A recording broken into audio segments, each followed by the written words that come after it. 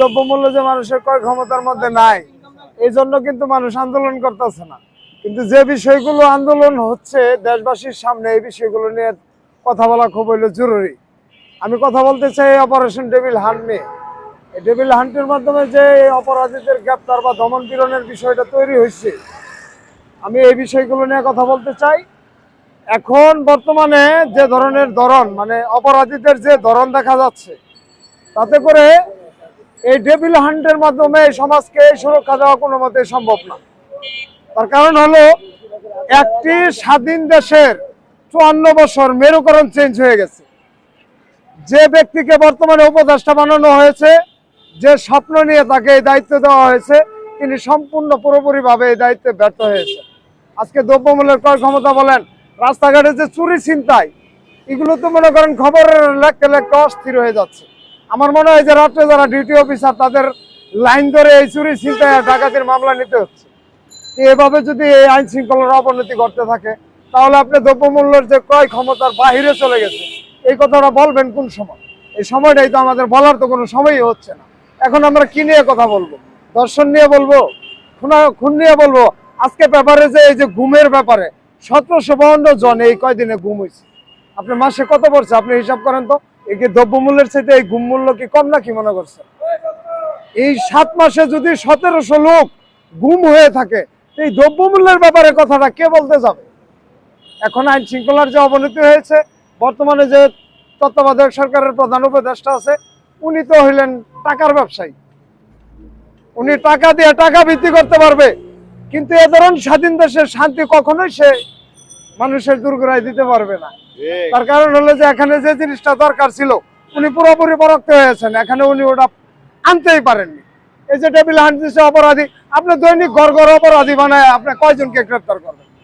এ ধরনের অপারেশন দিলে আইন শৃঙ্খলা বাহিনী আরো বিতর্কিত হয়ে যাবে। আমরা যে পুলিশের যে মনোবলটা দেখছিলাম, আস্তে আস্তে পুলিশের মনোবল ভেঙে পড়ছে। তার কারণ পুলিশ তো কোনো সুনাম অর্জন করতে পারতেছে না। সব দিক থেকে যদি অপরাধী তৈরি করে, শুধু পুলিশকে আপনি বলেন যে আইন শৃঙ্খলা রক্ষাকারী বাহিনী রক্ষা করবে, তাহলে তো ওরা তো রক্ষা করতে পারবে না। এই কয়দিন পরে তো তাদের নিজেদেরকে রক্ষা করার অস্তিত্ব নিয়ে এই একটা সমস্যা তৈরি হবে। কারণ এই ধরনের এইভাবে যদি অপরাধের ধরন বেড়ে যায়, বৃদ্ধি পায়, গুম খুম হত্যা রাহাজানি, ধর্ষণের ব্যাপারে মেয়েরা কি বলতেছে? রাষ্ট্র তুই দর্শক। রাষ্ট্র কি? তুই দর্শক। দেখেন, আমার এই যে বয়স হোক, দর্শন কি জিনিস আমরা এগুলো বুঝি না, কিন্তু এই রাষ্ট্রে বসবাস করে এই রাষ্ট্রই নাকি দর্শক। এই যে লজ্জাজনক কথা, এগুলো লজ্জাজনক কথা। যারা বর্তমানে ক্ষমতা রয়েছেন, এই যে গতকালকে পেপারে দেখলাম যে স্বরাষ্ট্র উপদেষ্টার কুশপুত্তলিকা দাহ। আপনারা বিষয়গুলো দেখছেন কি দেখছেন না সেটা আমি জানি না। বিষয়টা হচ্ছে মেয়েরা বিড়ি খাওয়া নিয়ে। আমি আশ্চর্য হয়ে যাই।